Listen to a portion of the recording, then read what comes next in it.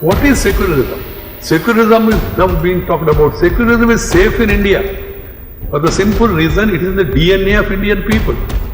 Secularism is not because of constitution alone, not because of Narendra Modi, not because of some other party.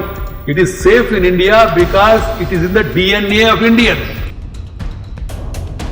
क्या भारत कभी धर्मनिरपेक्ष हो सकता है? क्या हमारे राष्ट्र को धर्मनिरपेक्ष होना भी चाहिए? गणतंत्र दिवस पर आज हम बात करेंगे धर्मनिरपेक्ष भारत की। हम आपको बताएंगे कैसे भारत को कभी धर्मनिरपेक्ष होना ही नहीं चाहिए। हम ऐसा क्यों कह रहे हैं, यह भी बताएंगे।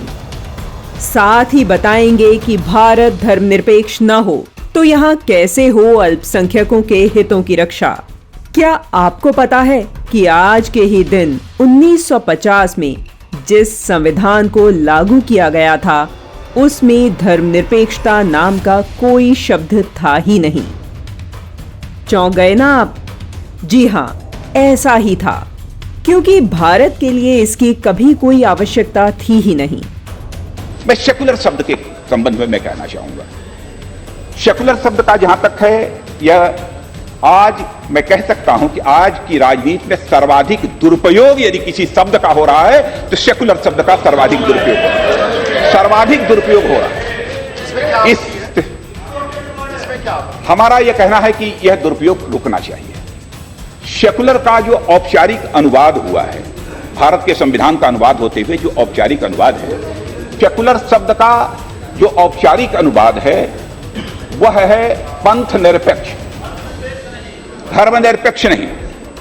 भारत का धर्म ही स्वयं में पंथ निरपेक्ष है, स्वयं में ही भारत का धर्म यह अपने में स्वयं।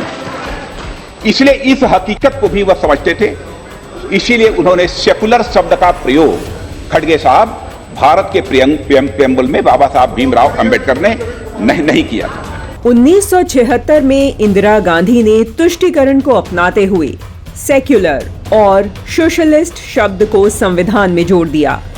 तब दलील दी गई कि इससे अल्पसंख्यकों के हितों की रक्षा होगी, उन्हें अपने अपने प्रकार से उपासना करने का अधिकार होगा। परंतु यह सत्य नहीं था। इसके पीछे का काला सच भारतीय समाज को अलग अलग बांटकर सत्ता को हथियाना ही था।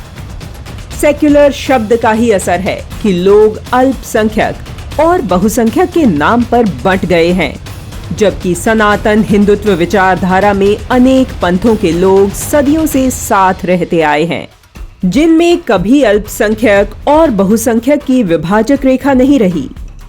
धर्म का अर्थ पूजा नहीं है। आपकी उपासना आपके धार्मिक कर्तव्य का एक बहुत छोटा अंग है, वो पूरा धर्म नहीं है। धर्म क्या है? धर्म है मानवता, आत्मीयता का भाव, बंधु भगिनी भाव।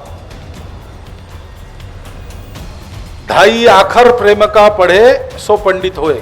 वो जो ढाई आखर प्रेम का है वो धर्म है।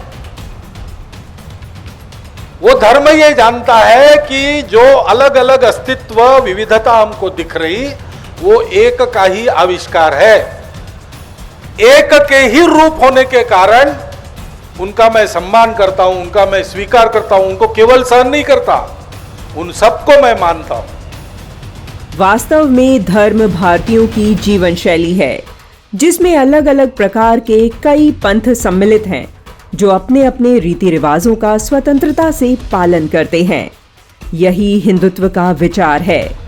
सुप्रीम कोर्ट ने भी इसे जीवन जीने की विशिष्ट शैली स्वीकार किया है। यह भारत की कमजोरी नहीं, शक्ति है। सारी दुनिया से अलग विशिष्ट भारत का यही स्वभाव है को किसी प्रकार का भेद नहीं मानता और सबको सतपथ की राह पर चलाने के लिए सबकी अपनी अपनी विशिष्टताएं को कायम रखते हुए, उनका सम्मान करते हुए, उनका स्वीकार करते हुए चला सकता है। इसी को हिंदुत्व कहते हैं।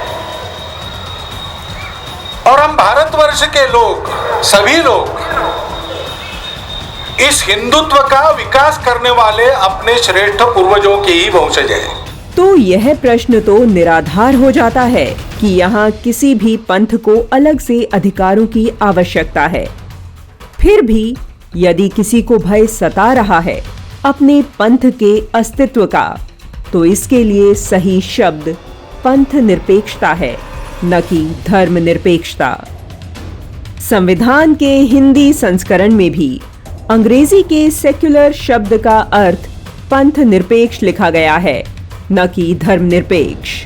श्रीमद् भगवद गीता कर्तव्य को धर्म स्वीकार करती है। वहीं मनुस्मृति में श्लोक है, धृतिः क्षमा दमोस्तेयम शौचमिंद्रिय निग्रह धीर्विद्या सत्यम क्रोधो दशकम धर्म लक्षणम।